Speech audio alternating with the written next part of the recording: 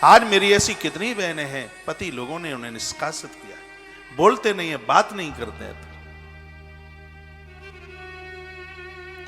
और वह बच्चे भी ऐसी स्थिति में पिता का साथ दें तो वो मां किधर जाएगी? उसकी छाती कैसे बिना अंगारों के ददकेगी? वो क्या करेगी? उसका जीवन कैसे होगा? मैं उन बच्चों को कहना चाहूंगा कि अपने पिता को ये कहें पापा हम तुम्हारी संतान हैं, हमारे हृदय में महादेव के प्रति, महादेव की तरह हमारे हृदय में आपके प्रति श्रद्धा है। हम आपसे संपदा नहीं मांगते, आप दे सकते हो तो पापा हमें मांग इतना दे दो। आप मम्मी को रुलाओ मत, उसे कष्ट मत दो, ये बहुत भोली है, ये सुबह से लेकर के रात्रि तक चूल्हे चौकी में लगी रहती है, ये बहुत परेशानी झेलती है। पापा तुम मम्मी का दुख नहीं समझते हो, हम देखते हैं घर में, आप उसको रुलाओ मत। यदि हमारे जन्मदिन पर तुम हमें कुछ देना चाहते हो तो तुम माँ को प्रेम करो, उसको स्नेह दो, उसे तुम्हारे प्रेम प्यार की आवश्यकता है, ये मांग लेना।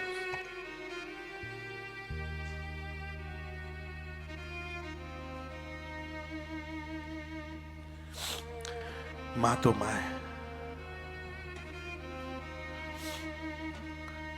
मां के लाड़ का कोई चुकता नहीं कर सकता। मां की कृपा को शब्दों में बयानित नहीं किया जा सकता। इस दुनिया में सिर्फ एक और एक ऐसी सिर्फ मां है जो अपने जीवन में स्वतंत्र नहीं है।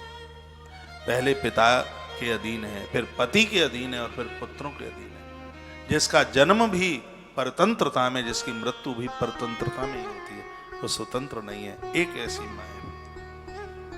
मां का स्थान लेने में तो ईश्वर भी कामयाब नहीं है। 3 काम करने में परमात्मा को 3 रूप बनाने पड़ते हैं। जन्म देने के लिए ब्रह्मा बनता है, पालने के लिए विष्णु, और उद्धार के लिए वह शंकर बनता है, संस्कारों के लिए वो शंकर बनता है। लेकिन यह नारी, ये मां 3 काम अकेली करती है। बच्चे को जन्म देती है, ब्रह्मा का काम करती है, पालन जब करती है विष्णु का काम करती है, और जब बच्चों को संस्कार देती है तब वो महादेव का काम कर रही होती है। मां की तुलना शब्दों में बाधित नहीं की जा सकती। धन्य है ये मां जिसने यदुवंश में जन्मे वाले एक बच्चे को परमात्मा बना दिया, भगवान बना दिया। जीवन भर यह कृष्ण इस मां को भुला नहीं पाए। होनेरे डी बालजाक विदेशी लेखक हुआ था, उसने कहा था एक मां है जो कभी अपने जीवन में स्वतंत्र नहीं है। रॉबर्ट फ्रॉस्ट, मैं इन विदेशी लेखकों को बहुत पढ़ता हूं। जो अभी मैंने एक शब्द आपके बीच में बोला था, ये रॉबर्ट का था। ये उसने ये कहा था, एक ऐसी मां है जो एक पुरुष को बेटा बनाने में उसको 20 से 25 साल लगती है, लेकिन पत्नी के 20 मिनट के प्रवचन में और वह व्यक्ति हाल ही मां को बुला देता है।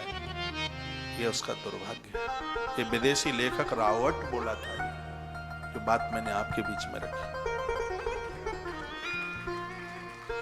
पूरी दुनिया सिखा रही है, हम सीखने की कोशिश तो करें।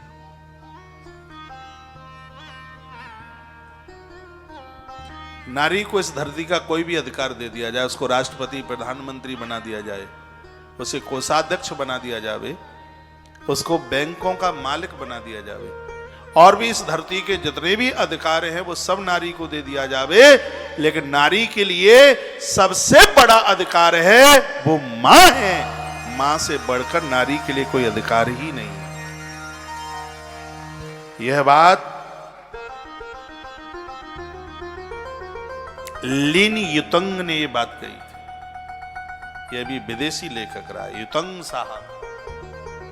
वो ये बोले थे, नारी को धरती के सभी अधिकार दे दिए जावे, संपूर्ण संपदा का मालिक उसको घोषित कर दिया जाए, ये उसको अधिकार दे दिया जावे, लेकिन एक नारी के लिए मां से बढ़कर के और कोई दूसरा अधिकार नहीं हो सकता।